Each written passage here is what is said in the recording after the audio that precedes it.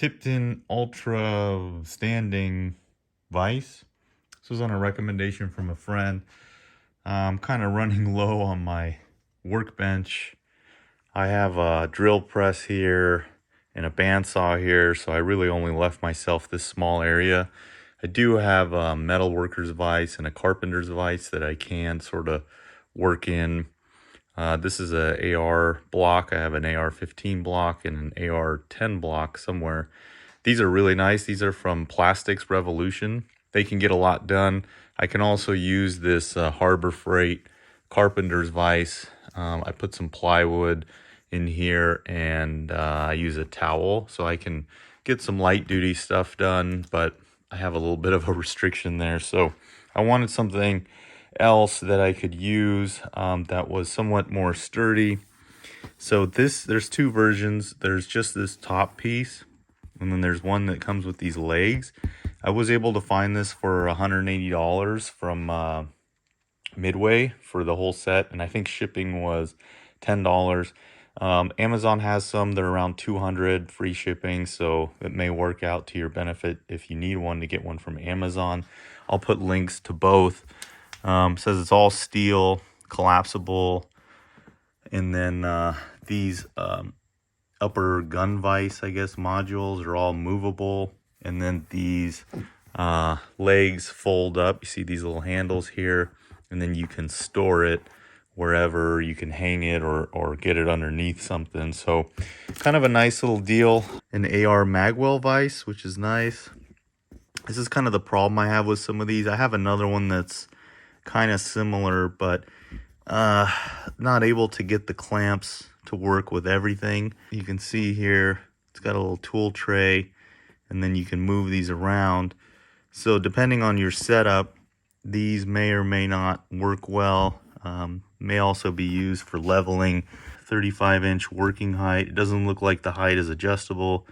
You can see the dimensions on the base here, 30 inches wide, 54 deep. And that's how it collapses. So I got this thing up on its legs now. It's pretty big. This is the AR magwell block. It's got a nut and a cap, and it goes into this centerpiece here. The plastic is really nice. It's like a heavy polymer, and these knobs are pretty good. They are oversized, and I mean each piece has got really good weight to it. There's also these little Allen heads on all these parts. I'm not sure if that's holding little metal weights inside. This clamp here is plastic, but again, it's a really heavy plastic. This is probably over a pound, maybe 2 pounds.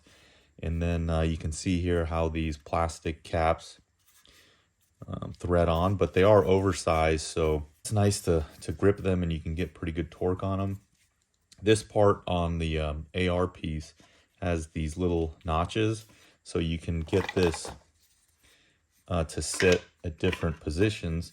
A couple nice features on this thing is this has a bolt disassembly attachment here, so you can work on your extractor, ejector, and it doesn't go flying out. It also has a little block for the hammer. You set this piece, tighten it down, get this little end cap. It's got a threaded metal insert. Get these notches lined up. Take the nut. It fits in there, and it's slotted, so you don't need to have a tool. You can loosen it, and if you want to work on the bolt, you can set it that way. Or if you want to work on your lower or a complete rifle, you lock this down, then you can push your lower on, and it will lock into there's a little slot here on the back side, the magazine catch, and then you can set this back so you can drop the hammer, and you can test the function, and it's just going to hit this piece of plastic. So that flips up and over and out of the way. Now, one thing about this, they're saying not to exceed 100 inch-pounds of torque while using this block, not intended for installing or removing barrel nut, castle nut, or muzzle device. The thing with this style you're going to be putting all the pressure onto the bolt catch if you're installing a castle nut or working on a barrel or something. So that is not advised unless you want to potentially put too much pressure on your bolt catch. So it's good for light duty stuff. It has more features than I was expecting. And you know, you can get it angled and stuff. So that's actually pretty cool. The bolt part of it is really nice because it's nice to have one of those. It does look like it's all specific to the AR-15 and not AR-10. So that's the AR portion of it. And of course, if you don't want to use that, it's removable, or all of these parts flip upside down. So there's a couple things here. This has a metal insert on these two holders for the end pieces. Again, another, it's like, well, this is plastic here, but this is, it could just be a sheet metal cover, or this could actually be like a injection molded or stamp part, but it is hefty. I mean, this is probably close to 5 pounds. Same thing here, got these sort of rubberized plastic end caps, plastic threaded sections to push in these holders, which are a little bit of a soft compliant rubber. There isn't really, it would be nicer if this had like a barrel groove, like a V notch, a bigger notch. This is rubberized here. And then again, a plastic clamp. This is the rail clamp here. Again, this is a plastic piece, but it is pretty beefy, and it's got a little texture. It's got a little texture for grabbing the rail. Now, to hold the height adjustment, there's this little insert in here, thing, textured plastic. So you get that backed out all the way, and then this part can slide in, and then it's open here so you can slide it up and down. But one thing I was noticing, it's not really easy to get a fine adjustment. So for scope leveling, I think you're going to have some challenges. You may be able to sand down some of these seams and get it to where there's a more fluid adjustment. But for making micro adjustments, I don't think this is going to be that easy.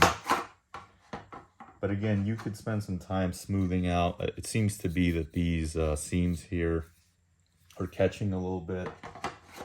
It would be nice if the feet maybe had micro adjustments, or there was another spot for micro adjustments for leveling, but it doesn't have that. So you'd either have to create your own system, or just try to wiggle up and down to try to get the right height. But that's certainly not going to be the easiest task. But it is very stout. Now it depends on your barrel and your handguard profile. So for example, to get this Tikka to where it locks down on the barrel, I'm really going to have a tough time doing that just with the way this rifle is. You can try to adjust it. So just realize how to get this to work here with clamping the chassis, and then I can get either to the handguard or potentially just onto the barrel if I move this a little bit more. So it does work that way too. Would allow you maybe a little bit more leverage to work on muzzle devices. And this just barely fits on the lowest setting with a little monopod here.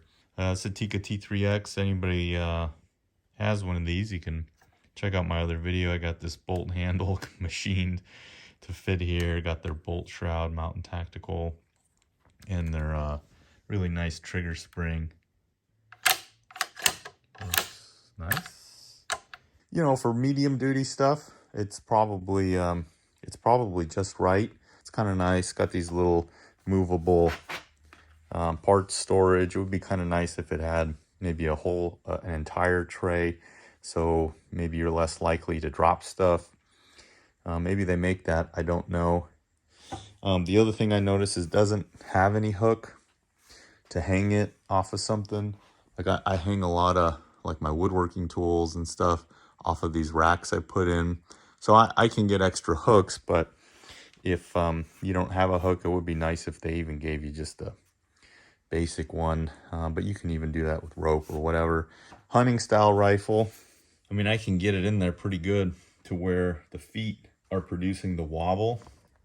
The way the feet work is there's these pins here, and this pin will, there's a handle to unlock it, and then you can lock it in the upright position with the pin sitting in this hole. Regular version just comes with this part, so you could clamp that down. Not sure what that's for. Maybe that's also for a hook. The other thing you can do is if you just have this base version, you could, oh, it is. So they did think of that, which is the other thing I was considering, is if you just have this base version, you could get a plywood base or put it on your workbench, and you can get a nut in here to hold this down. So they already drilled that. That's pretty nice that they provide that. And then here's that other groove for hanging it. So overall, I think it's excellent. I think it's money well spent. There's a couple ways that it could be better. I think for what they give you, it's pretty good. I mean, you can see to lock this down. They say there's a way in the instructions to make these also work horizontally, I think. That could come in handy, but yeah, pretty good, pretty sturdy. I don't have all the feet level, so let me try that. So here it is with a shotgun, and I mean, I can lift this whole thing up, and it's like 50 pounds with the clamping force that these provide. That's pretty good. It's got really good clamps stuff. So there is a little bit of play in the standing legs. Not a lot, but certainly if you were trying to do some precise stuff, that may bother you, or it seems like it is workable. It would be nice if there were some locks for getting those feet totally rigid. You can see here, maybe you can see it, this corner piece is breaking off. This got torn or whatever. Maybe I did it, who knows, but or scope leveling. But certainly if you get this smoothened out, this height adjustment, it may be just right for that job too. And I think, yeah, just getting these grooves, you could use a Dremel or something, or any sandpaper, but getting those grooves down, I think might help it to be able to move up and down smoothly. So links in the description. You can check this thing out. If you need a storable solution, it's a good bet. Thank you everybody for watching. Please do subscribe to the channel. We really do appreciate your support.